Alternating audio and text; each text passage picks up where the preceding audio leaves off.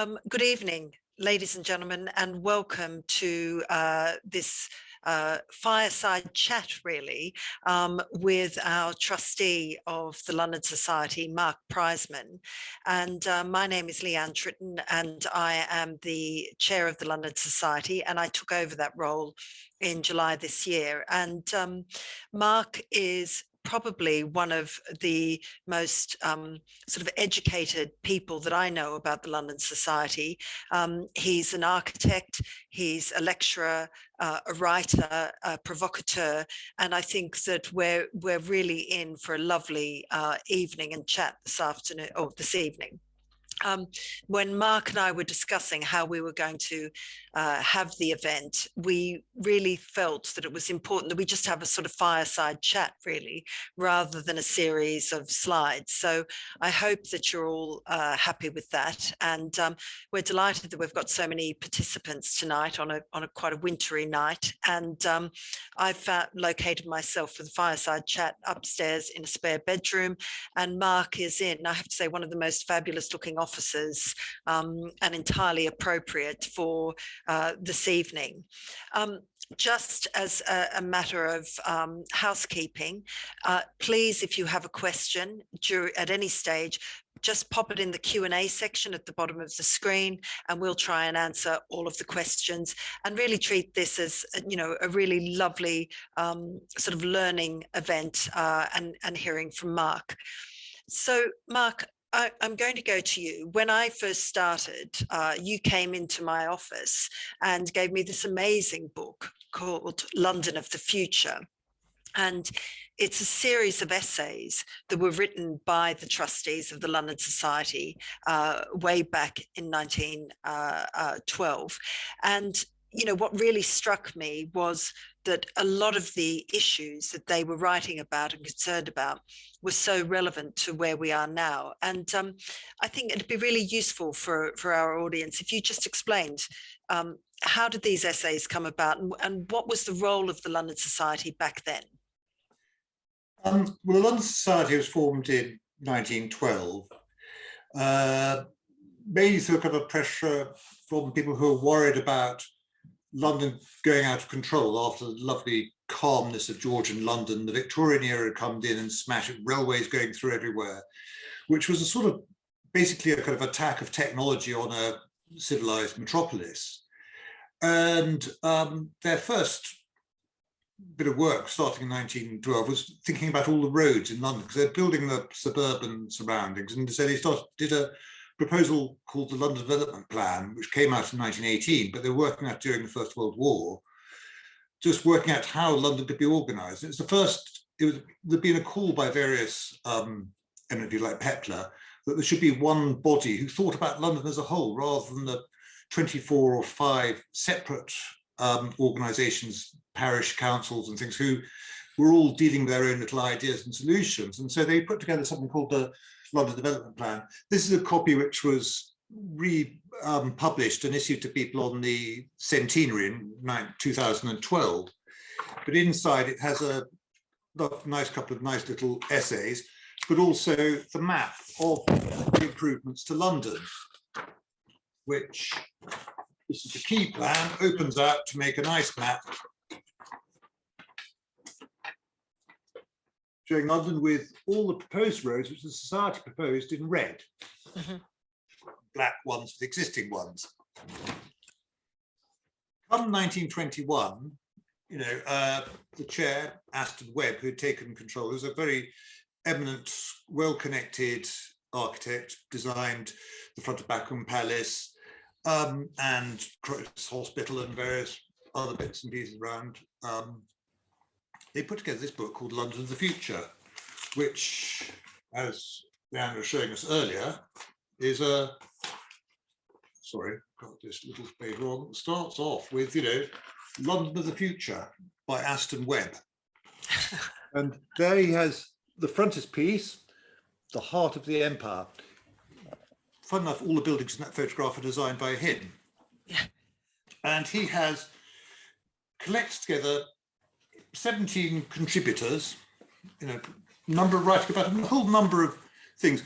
But unlike the plan, it's more talking about what the feeling of London, what they should do with it, and how they should what it's been like. And the essays range from the visionary about how you deal with various forms of transport, some of which are being carried out now, such as Crossrail and Channel Tunnel, through to just people just talking about how things are organised, the docks, how housing, local government works, and then also quite forward-thinking things about green spaces. And it's the first time I've seen anything written directly about the proposals for removing railings, for instance, round spaces to give more green space. And they all dance together, and half the people writing are architects, and the rest are surveyors, painters,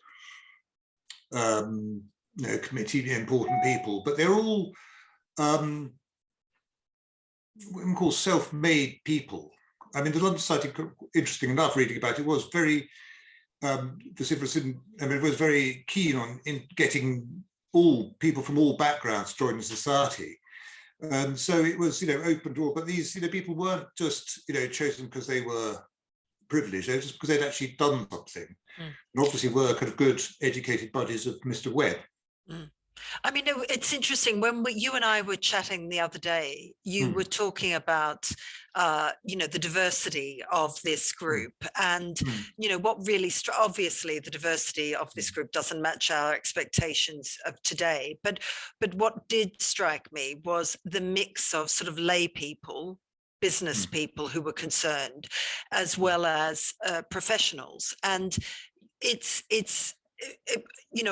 I find one of the things of the London Society, and looking at the history of it, there's very few organizations that have had this unique mix of people coming together, commerce and the heart and the head, I think you said in the study that you gave to me.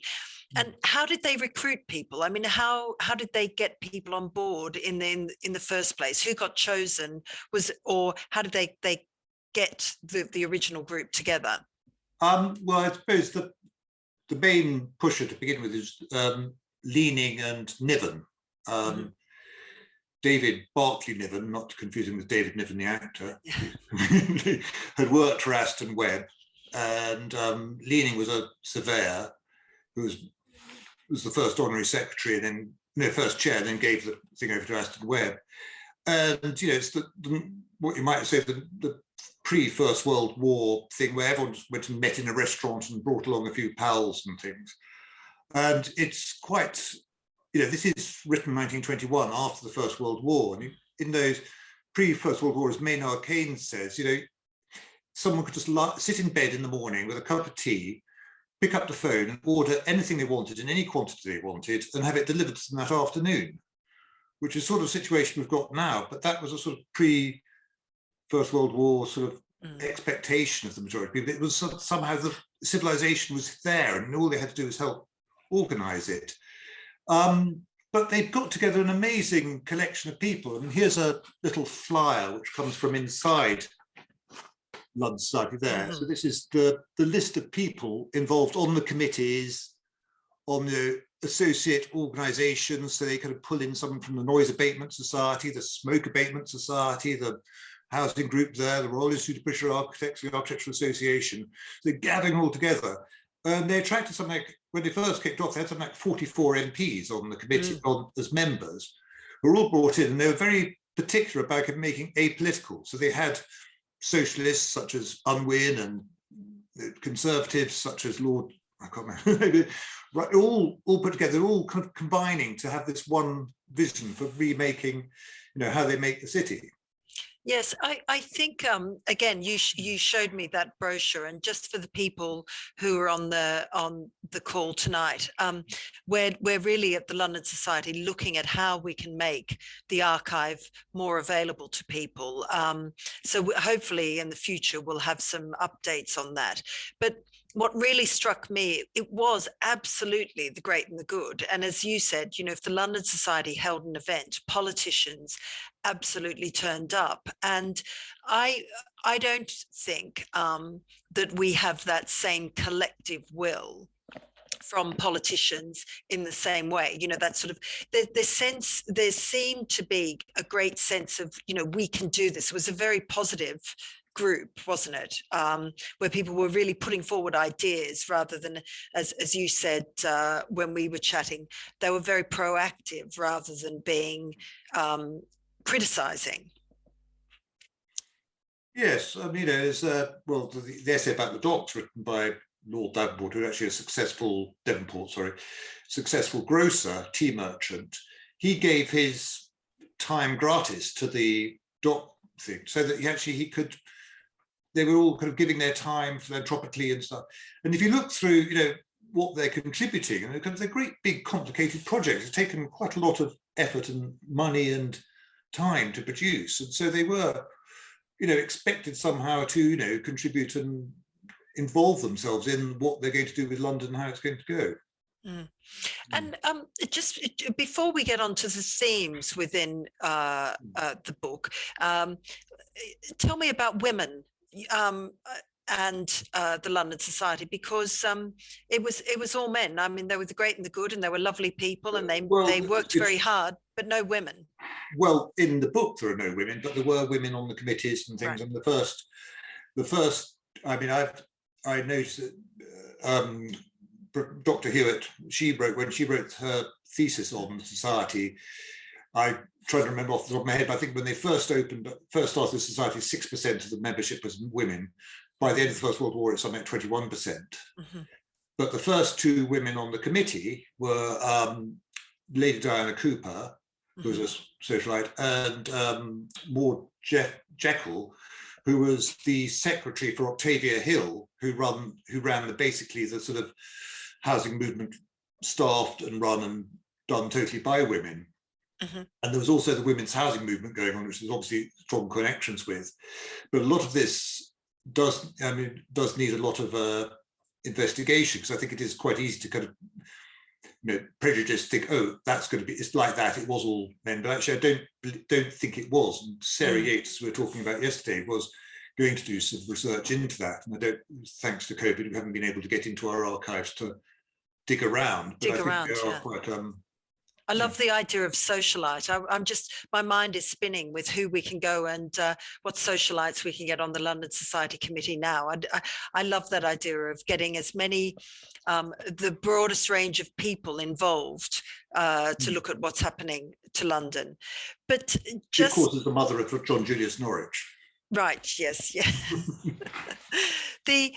So just going to some of the themes, and I'm going to start off with the railings, because I think that's particularly interesting. You were talking about that yesterday, and then again, it's a personal interest of mine. But the Channel Tunnel, but what happened with railings? Because I think this is you know, just these quirky parts of London and how we make these decisions. That have such a big impact on sort of our built environment, how we use space and everything else. So tell us a little bit about what happened to the great railing meltdown. Well, the railing meltdown, as most people remember it or think about it, happened in the Second World War, when they were apparently taking down the railings in order to keep the furnaces going for the ironworks. The first paper calling that was actually written by Clough Williams Ellis, who did Sight for the Prisoner, but inspired by Goering, said, let's get rid of all these horrible old Victorian railings. Germany needs new things. And so there's a sort of, funny enough, following the German example, to pull out our railings. But actually the story is a lot earlier. And so there is the lord who owned most of Islington took down all the railings in Islington. So Islington is something one of the poorest boroughs in London, so that the inhabitants could use the green spaces which had been enclosed by railings. And so you wonder, why are all these railings there? And obviously a lot of railings are to stop people falling into the area or the gap in front of the building, but the enclosed bits of green land is a lot to do with the kind of 19th century continuous fear of the mob.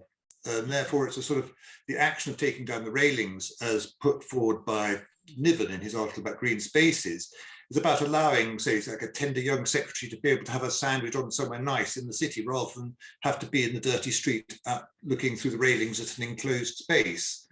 So there was a long bit before the Second World War, where the argument about it was something which was socially proper to remove these, particularly the Victorian railings.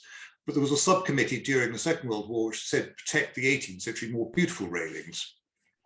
But it also appeals to the modernists who are also having their views about open spaces and things. So it's a lot of aesthetic and social arguments leading up to actually them being used for just sitting in iron furnaces in the war, which everyone thinks was a failed war effort. But actually, it's actually a social thing. And I think first comes up in the London Society Future of London, London of the Future. London of the Future, yes. And I think that when I was get reading some nice pictures of the railings being ripped out, and that's that bookcase there, but I won't. Yes. No, the audio doesn't quite work on that. But again, I think, and without being too sort of sort of basic about it, what struck me about this series of essays, I mean, you really could be reading them today. The theme of open space, of public realm, of allowing anyone to be able to have access to these spaces has been just such a strong theme. And again, I think sometimes Londoners, we're a bit hard on ourselves in terms of public space, because coming from Australia, I'm always amazed at how many spaces are open to the public and what a welcoming city it is. I know a lot of people don't necessarily share that view, but coming from other cities, I think it's quite an extraordinary place. And these issues of, as I say, making places safe, and as you say, we're all scared of the mob. We're still scared of the mob now, especially, you want to be in a safe space, and how that's worked through. The other thing I wanted to sort of talk about, and I think one of the things that struck me about the essay about the Channel Tunnel, if you can sort of talk a little bit about that, is just how long it takes to get ideas through, and the idea that people who come up with ideas may die before they ever see anything happen. And whilst that's a depressing thought in some ways, I think actually there's a great sense of civic pride that you can offer up ideas and push them through and then pass them to the next generation who push it a bit further. And certainly the Channel Tunnel, I had no idea that it was in planning from such a long time ago. So can you illuminate us a bit more on that?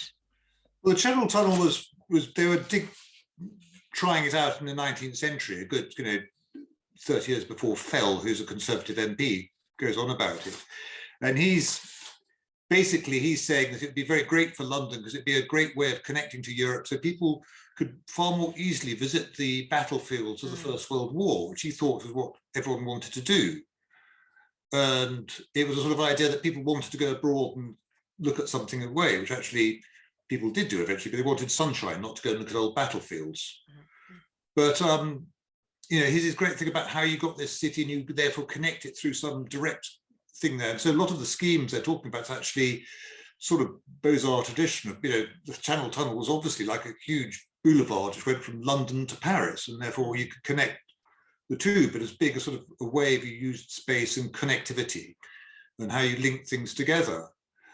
But, as you say, it's amazing that, it's being argued out there, and it took another 70 years or so. I don't know, my maths is awful. No. When did the Channel Tunnel get built? 1990, yeah.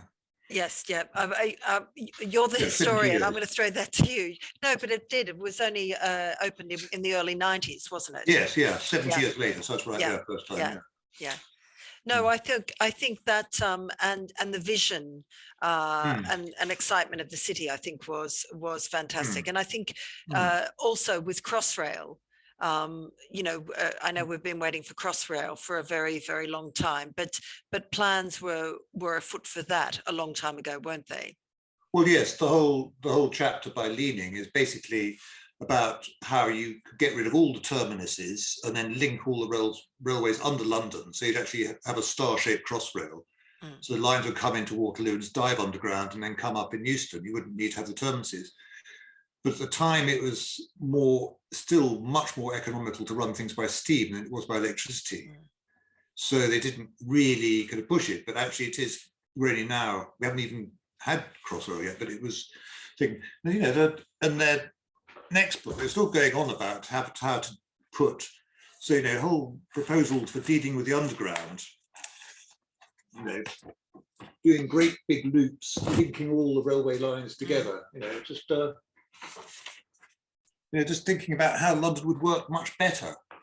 Yes. And the other thing is with the railways, of course, you know, that up until 1923, there were 122 separate railway companies. And everyone was going to, you know, all the way through the First World War, saying we're going to nationalize the railways. But then they didn't, they just consolidated them into four separate companies. And then it's 1948, they nationalized them. But one wouldn't have thought they were thinking of nationalization, logical thinking that early, but they were.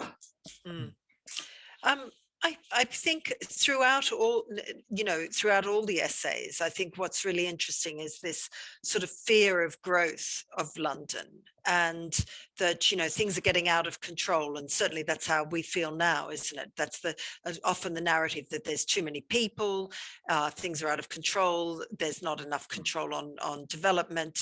And I mean, when you look at these essays, in your mind, what are you feeling is, you know, is that just a constant, you know, if you live in a mega city like London, is that just the way we're all going to, it's part of our sense?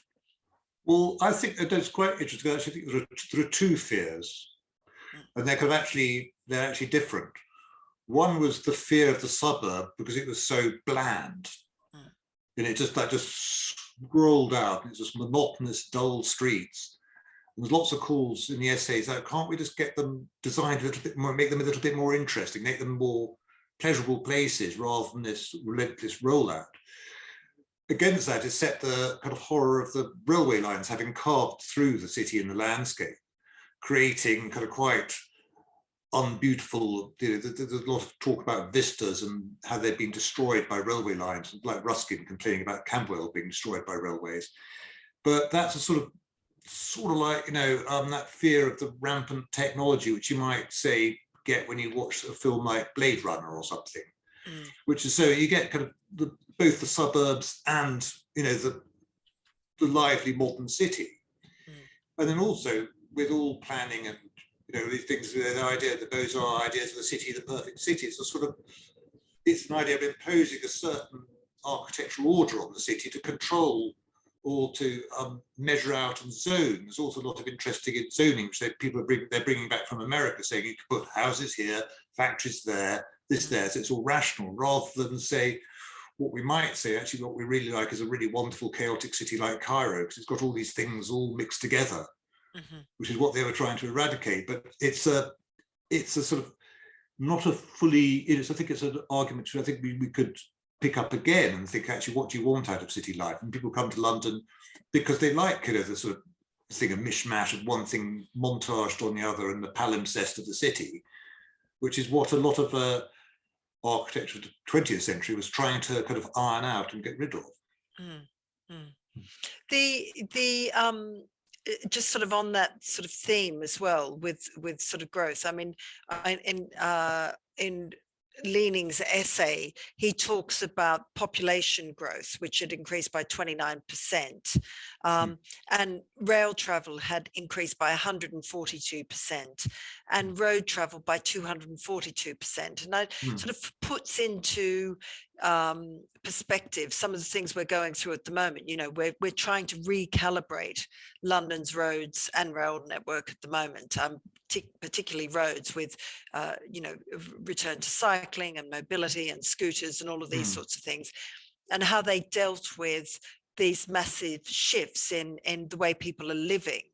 And I'm just wondering, you know, that sort of, I guess, what do you think that we should be presenting more of this sort of historical work to the planners now, the highway people, highway planners? Well, it's different. It's again, and as well as hinting on, is about how do you live in a city? And you think that people started leaving the middle of London in the 1860s, and yet the population of the middle of London could have peaked in about 1939, and then rapidly everyone went out, and only really has gone up to the same level in the past 5 or 6 years, density. But it's really about why are people moving from one place to the other, which of course is a very different problem and reason, and people are quite happy to go out and then commute, and maybe people don't need to commute or move around so much, but then it's what's wherever anyone lives, and how does one need to move around, and why does one need to move around is probably needs to be thought about. I mean, accidentally, I did walk away with your book. Right, yes. Give that back to you.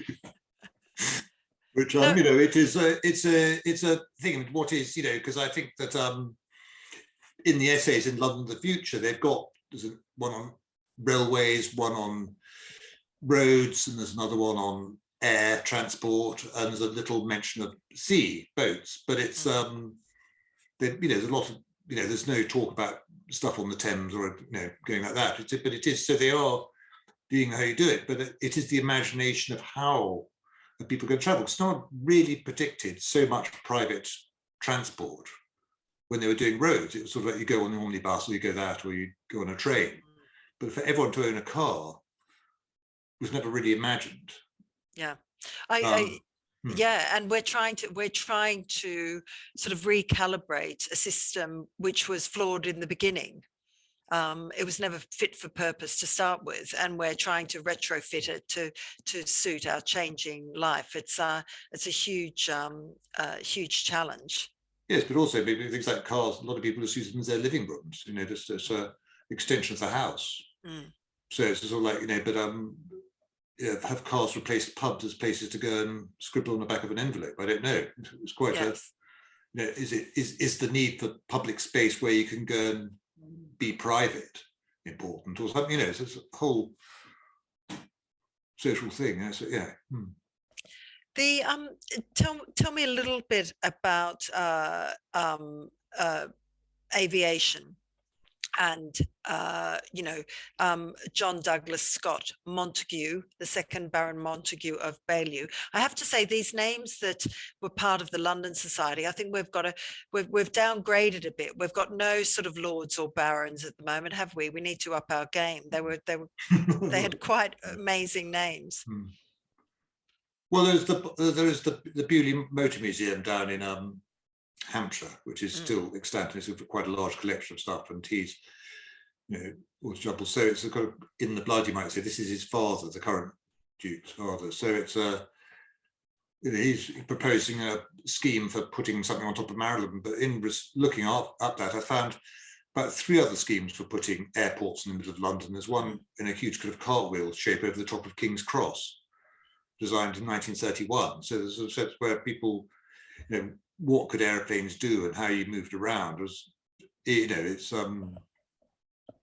there's lots of fantasies about air travel kind of taking over cities and people having their own little private air taxis and things. Wonderful illustrations from 1890s in France of Paris, of people having laundrettes floating around under balloons around. So it's a great addition to the lovely chaotic vision of the city, which is either way you take it. Either you've got to neaten it up and make it safe, or you just let the whole thing become totally uncontrollable and things whizzing around, as you see in sci-fi films.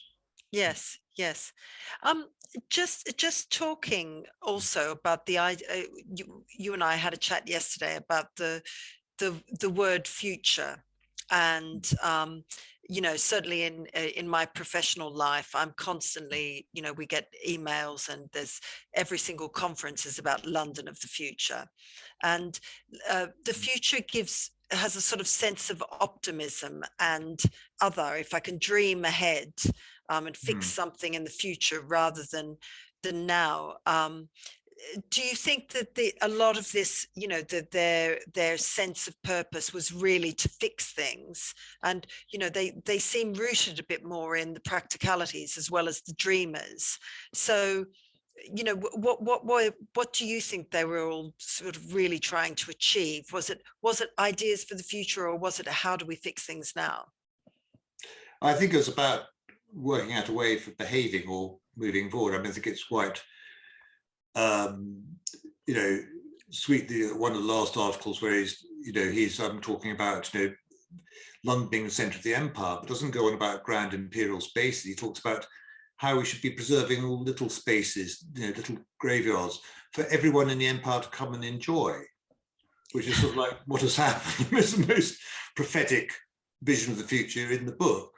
But I think also think about the idea of planning for the future is saying, I want this to happen then, therefore I know how to move there. But everyone any of us who reminisce it, who would have thought 30 years ago that we'd be taking pictures with our telephones or doing this, Yes.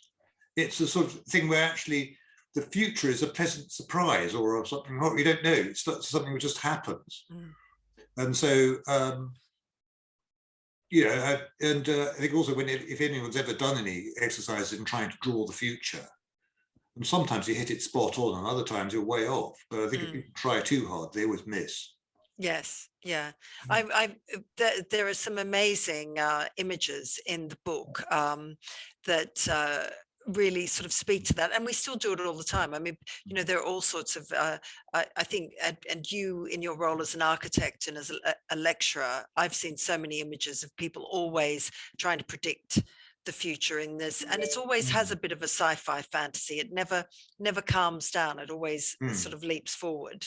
I had a great colleague we worked with on when I was doing that, and he always wrote about things called mightlihoods rather than likelihoods. Right. So something which might happen but wasn't likely to happen. So a mightlihhood was a sort of tendency, so you could pick up kind of something in subculture or something like that. So like scooters or something or other. I remember, I did a drawing in 1981 when no one used scooters, and it had a picture of a man on a scooter. But then suddenly, if you show it to anyone, it's perfectly normal now. But no one would have thought that would have happened. Well, exactly. I mean, I don't think, very few people, I think, saw that the power of the scooter and the electric scooter coming through and what it would do. I mean, I know that, sort of right across government and local government, people are tearing their hair out, wondering how do they manage them? How do they keep it all civilized? That's exactly what they're trying to do in London. Is trying to control it. Think actually, exactly. Well, can't we invent something even more dangerous or something? And that's electric jetpacks. Exactly.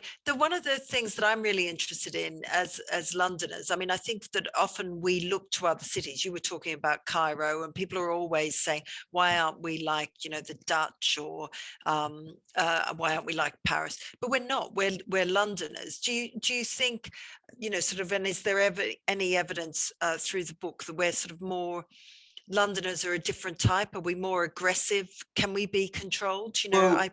David Davidson, who's the illustrator who drew many of the proposals for Charing Cross with Niven, he says that London doesn't have the ponderance of Berlin or the light gaiety of Paris. It has its own particular flavour, and we must somehow nurture that flavour. And it's all about how it is about a certain spatial construct in a certain way. And obviously, as the students of architecture, look at Italy, and you say, well, it's a completely different climate, different, social things, different sort of things. So it's actually just about looking at the way things happen without people thinking about it or use space. So the mass observation and the work of Humphrey Jennings is very interesting that way, just noting the way you just watch how people use things and how it happens, and then you work on that. Yes, and we were talking again. I'm sorry that reminded me of our discussion about CGIs. That CGIs are always of the plans that are put forward before the public of spaces are all about lovely people, aren't they? They're all wandering around calmly and yes, and always exactly. Flying kites is a very annoying thing they do. Yeah, ride bicycles and carefully, Tell me a little bit about bridges, and again, I think one of the key issues for London now. I mean, we've got a lot of issues around just maintaining bridges. I think also east of Tower Bridge, where there are, no bridges until you get to the Dartford Bridge. What was their view on bridges and the passion for bridges then? Well, Blomfield, who writes the essay about bridges, basically slags them off one by one until he gets to Westminster Bridge, which is the most beautiful bridge in the world, designed apparently by Rennie when he met a debtor in prison who told him the secret about designing beautiful bridges. So it's a sort of hidden magic.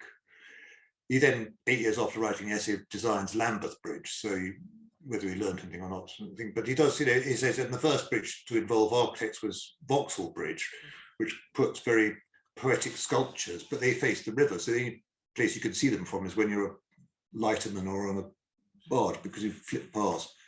But they're quite serious sculptures. But anyway, it's really about what is a bridge. And of course, the society is, in having done the Greater London, the plan, then becomes obsessed with trying to rework the middle, and says, the middle of London is Charing Cross, geographic, add a bit to Golders Green, add a bit to the south, it'll still balance out. And so they collect and go on fermenting this, redesigning Charing Cross Bridge to make a beautiful bridge. And so the book After London's the Future is this one here on the Charing Cross bridges, and they have all sorts of, these exhibitions, they're all wonderful designs, but very kind of formal. Sorry, you get it in the thing there. There you can see St Martin in the Fields in the foreground there. So a great thing, but just really thinking about how you used a bridge and how you crossed it. The big argument in the committee is between whether you had a low-level access or a high-level access. So Waterhouse, who writes about recommissioning the southern side of the Thames in his essay, the south side of the Thames, little notes in the book about saying, well, this is an idea which runs parallel to the committee's idea, but actually it's quite a good book, we don't really agree with it. So they're all arguing just about things. So it is quite a strong, there's quite a lot of thought about bridges and how they work in London in the London Society archives and publications. Yes. And so, if one did sort of modernize that way of thinking and say, how can you do an exciting bridge across, between Purfleet and Erith or Rotherhithe. I was involved with form architects and Elliot Wood, actually, who were trying to get a bridge across from Canary Wharf to Rotherhithe, and I'm still determined that that's a good idea. But we'll have to discuss that in the committee, and we can argue about it then. But I think certainly for me the bridges essay also spoke to, as you say, that sort of, the style wars, which have always been around. His absolutely hates Tower Bridge. And of course, Tower Bridge is now this sort of icon of London. He thinks it's absolutely awful. Yes, I can't remember. Yeah, the words. Yes, I get the quote from it. Yeah. It's a disgusting thing, wasn't it? Yes, yeah, I exactly. He'd be turning in his grave as he saw the amount of Instagram sort of hits, tags it's getting. Can I just sort of move us on a little bit to politics, really, and of artistic pathos? Yeah.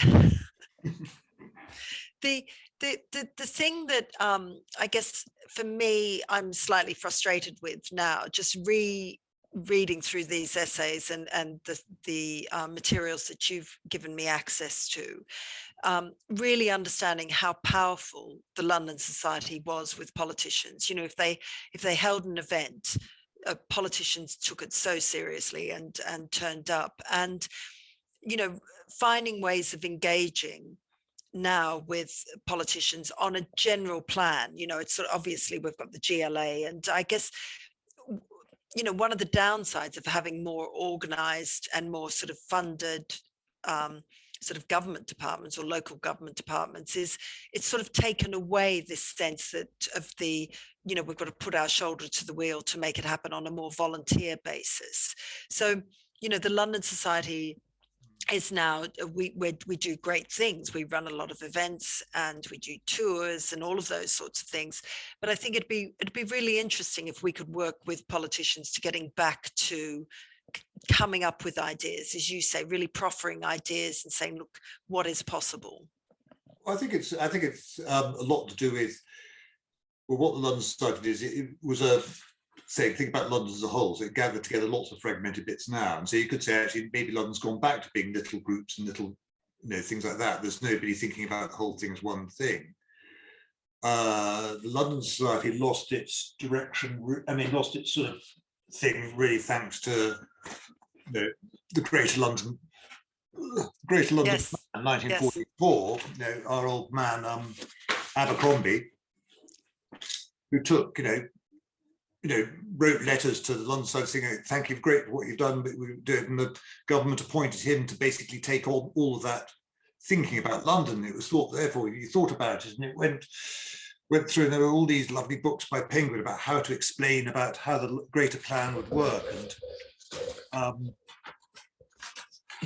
little Penguin books like this one by Living in Cities, just lovely descriptions about what the new plan would bring you. If I said, hey, hang on, that hasn't worked, or it's whatever it is, what is wrong? What are we doing? We actually think of exactly, we're back in 1912 again. Developers are doing these things. It's not really thinking about what's going to happen as a whole, and is it really going to really make a sense of place? Some of it's okay and fine. A lot of people think about it, but it doesn't mean there isn't a little hole for us to jump in and say, hey, hold on, what about this? Yeah. And get people on board. Yes, yeah. And I think also getting normal Londoners looking at other parts of their city. I think, quite often we're engaged in, something that's a local sort of development or whatever, but having the opportunity to be able to say, I live in Hackney, for example, having the opportunity to say, I'd like to have an impact or have ideas for other parts of London, right across all the boroughs, I think is a massive opportunity. And getting, we run for people who are listening, the London Society is the secretariat for the all-party parliamentary group. And the chair of that is Rupert Hugh, who is the MP for Ealing. And we're really trying very, very hard to get more engagement on that, so that we can get a cross-party view on the matter, on everything to do with London. And I think we want more volunteers right across all the boroughs as well to be coming forward with ideas. So perhaps that's a thought starter for some of the people who are listening in. But just a reminder as well, we have about 15 minutes left. So if anybody has any questions for Mark, please put them through now. And because I think, your knowledge, Mark, is quite extraordinary. And you produced this really excellent précis, really, of London of the future. And I'm wondering, I'm slightly putting you on the spot here, but it would be great to make that available to the bits of it have been in the journal. I've read it a couple of times. I think it does need a bit of editing and bringing up date, but I will get that out for people. Well, for me, it was a first time reading it, and I think that's what makes it great, is that every time someone reads, it's probably older to you, but very fresh to me. And I thought it was really powerful and a great analysis of what has been going on. Can you tell us a little bit, the essay about the East End, I thought was, particularly pertinent to me. I live in Hackney, my office is in Shoreditch. Yeah. And of course, the East End now, as you were talking before about Charing Cross being the centre of the city. And I would argue now that the sort of emotional and economic centre is shifted over towards the east. Tell me a little bit about that essay. Well, it's the East End basically was the docks until 1980. That was, it was, and that really dominated all levels of all life around there. And it's the Bishop of Stepney who's writing the essay, and he has been involved with leaning in trying to get hold of the Swedish church, which is in Swedenborg Square, for the London Society for their headquarters. And the Swedenborg Square, Swedish timber merchants who brought all the timber over after the Fire of London. So there's a church in the middle bit. It was all knocked down in the 60s because a later vicar was horrified at all these people being depraved in Wapping. Leave the details to your imagination, but it was a thing. But this essay is much more just about how there's something, the old thing of London, the East End with these little churches and things like that. But actually, most of the churches were built by people like Hawksmoor, trying to kind of get some sort of civilization out of the East End. But the East End was a docking and therefore a sort of also an international import. So a lot of the people coming into the East End would have been coming in on the ships as crews, and because the ship would go out from London and the crew would jump ship in India or somewhere, and then they have to get a new crew to come back, and then they would jump ship. So it's all quite just shipping and maritime life. And also it's quite a kind of a terrifying, but like the highway, which is, if you drive along it now, I think there's only one building, which I would think it's a boarded up pub called the Rose.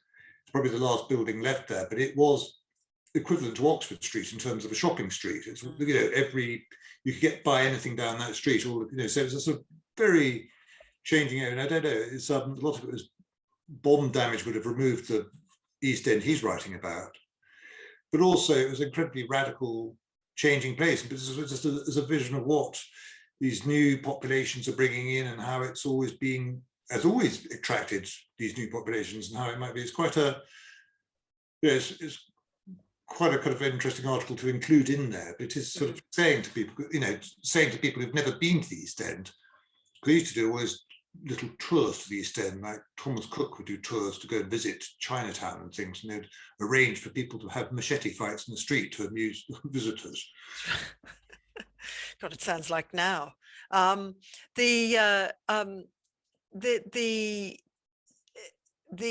We've got a question which is about the relevance of the current London plan.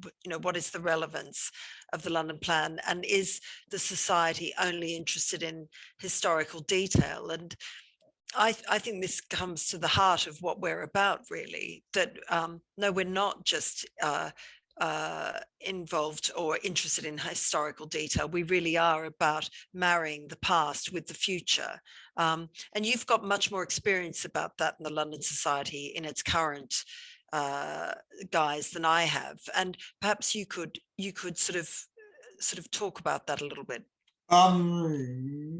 I haven't studied the current London plan, but I think it is probably built on the back of older, built on the back of this, isn't it? Yes. Yeah. Saying this is how London's going to be.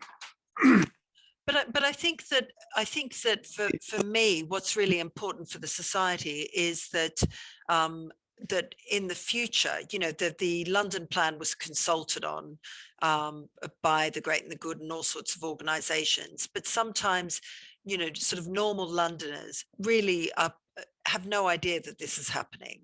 They've got no idea how to engage in these sorts of discussions. They've to a degree have been taken over by the profession rather than average people being able to access them. And I feel quite passionately that the role of the society is being able to give sort of average Londoners access and knowledge to enable them to engage with something like the London plan. Now, the London plan is now set, but consultation is constant, and I think that's what we want to do. Well, I can't find my copy of there's a book called Explaining the London Plan in the same series as this. Yes. And it sort of says, well, this is what makes it work. This is how we're thinking.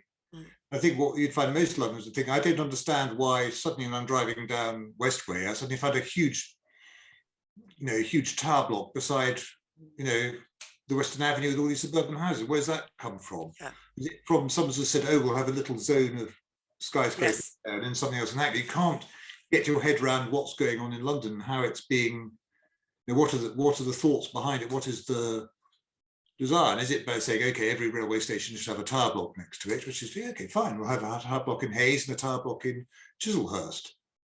But you can't quite see what's going on. It all seems to be done kind of under cover. So maybe one of the roles of the society is actually to be able to put something together which then explains things, or explains modern thinking or plans, and get people actually to say, why is this happening like this? Why is it like that? Yeah. Does that make sense? Yes, absolutely. I mean, we ran the planning school, which has been running for a number of years very successfully, and we held it again this year. And it was illuminating for people to come along and be able to talk to people who are in positions of power, councillors and different people, about why things happen. And because it was done in a sort of, you were able to talk very openly. It wasn't about a specific project. I think it was really fascinating and interesting, and helps arm people with knowledge. And I think that's really part of our role. And the theories of what people are practicing. What are the theories behind planning? Why do you do things? Why do you make decisions? Why are the parameters set in certain places? Yes, and style, and who are the people influencing? I mean, I think when one of the things about the book that we're the essays, London of the Future, that we're talking about, is really understanding who these people were and what motivated them. And I think that's quite important for people to have an understanding of who are the decision makers and why are they motivated. And I think the founders of the London Society were ultimately, really had a passion for London and really wanted to do good. It was a great thing. And I'd like, sort of the society to be able to come up with, a similar book to this in the future. And we've talked about this. Our big issue is funding, isn't it? But that's another subject which we won't bore people with tonight. We don't have George Selfridge on the committee anymore, so. Well, Selfridge, as I just saw tonight, it's just been sold, and so maybe. Well, he basically put the money up for doing the because they employed all the architects mapping out the centre of London in preparation for the Great Plan, which then Abercrombie did. Yes, yeah. A lot of money came from Selfridge. Yes. Well, Mike Ashley owns a lot of Oxford Street now, so maybe we should go to him and ask him for some cash. That was a joke, by the way. Oh, who knows? Maybe he will. But I think that as I say, your sort of the last thing I want to talk about, and it's certainly not at the end, but the ever-present issue of housing. I mean, we've never solved that problem, have we? It's almost unsolvable. And I just want to talk, if you could sort of talk a little bit about the housing discussion and essay and what they were trying to achieve, and populations. Well, in the housing, he's talking, it's a slightly, yes, it's the same sort of thing they're doing. They talk a lot about how the provision was mainly by private and very, very little by government stuff. And I think it's something like of all the public housing which had been built up to that date, 88% of it had been designed by one of the authors, Riley. But the rest of this stuff, that's only 1% of all the housing provision in London. The rest of it was provided by the copybook, suburban rollout things, and it was a thing where it was a commercial opportunity, whereas you could get cheap farm and you could put a house on it, and it was sort of, so the commodity of housing and how you provided it was in a very different financial circumstance we have now. It's really just about, how do you deal with the various densities and, the progression of people through their lives and what they need in order to house themselves, which in a way is thinking about, well, how do people want to live? And I think, if you look at, for instance, now all those ideal home books, you always have a vision of how you're meant to live and how you're meant to occupy space, when in fact, people might want to live in totally different ways, or are quite happy to live in very different ways. And there are the lovely book I read recently, London Belongs to Me, written by the man who founded ITN.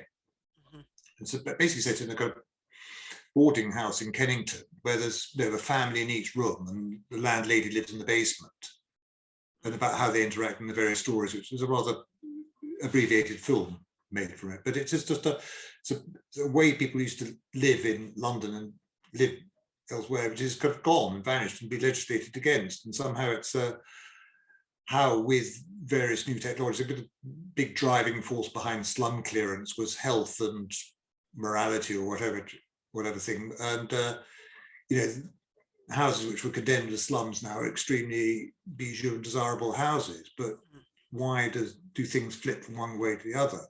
And how do you provide enough?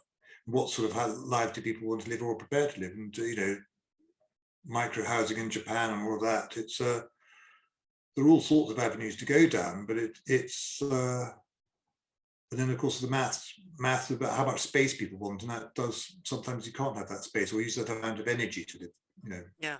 Suburbs use a lot of energy. Suburbs, use thing, but the project afoot put by various members of the committee for reworking the suburbs for And it's interesting with the sort of people moving out and in at the moment, with during COVID, the sort of headlines have been all about people moving out and changing their lifestyles. And I suspect that will change, obviously that will change again.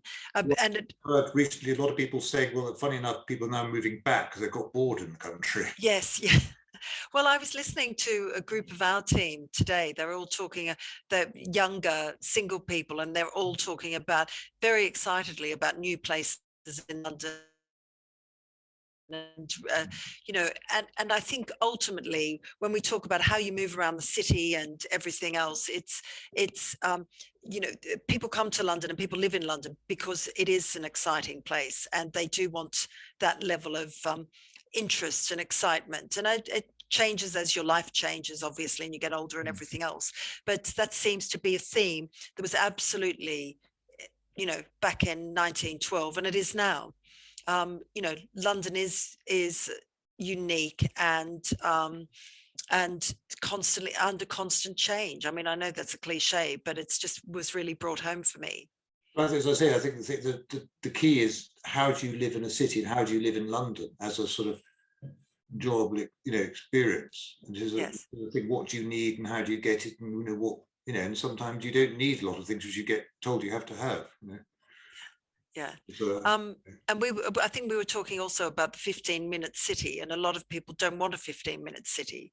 They want a bit of the chaos. So I think it's going to be really interesting to see how we adapt and how we use the city post-COVID, which is the world's most boring term. But the future, I think, is going to be really interesting. Very enjoyable.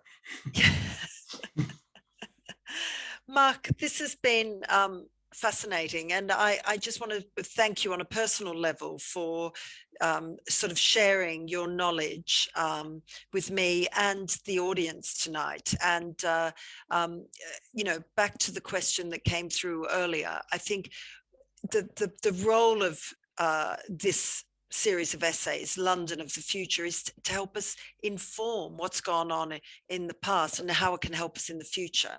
And I think we're very focused on the future of London, and getting as many people as engaged as possible in that process, and being excited about it, and being proactive. I think that's your word. The word of the evening is being proactive in your role. I'm just trying to remind that, yes.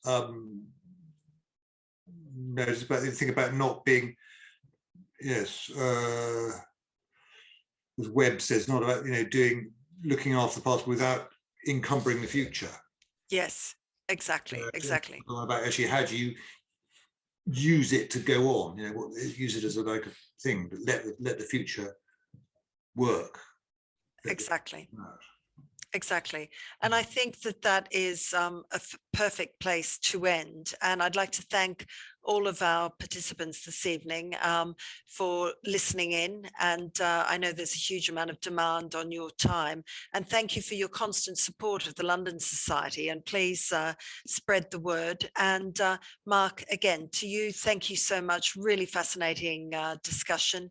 And we'll see you all in 2022 when we have a whole range of new events that are coming up, and they'll be posted on the website shortly.